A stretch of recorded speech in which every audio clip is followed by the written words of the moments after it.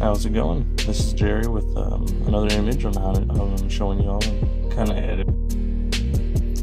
And so once again, we are going to bring out these shadows. Just make that backwalk look a little more visible.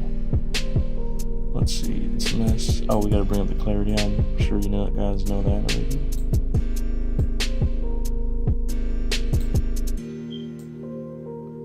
Luminance, you want to make them get that little doll figure.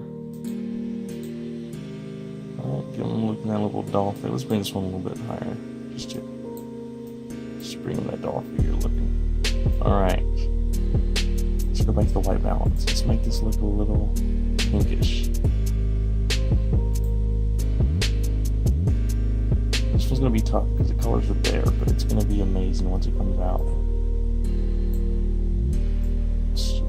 Add a little bit of vibrance, not too much. This one will be a little tough, like I said, because the colors are right there.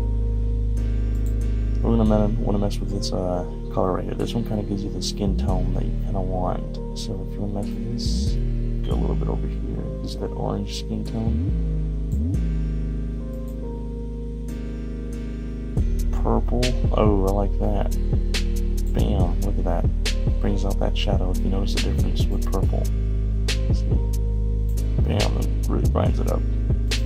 We're going to try to get this blue sort of like greenish, bluish. I'm sure you've seen that. It's like a sky blue. It looks really nice. Kind of like that. You notice in his eyes, it also brightens it up right there as well. We want that.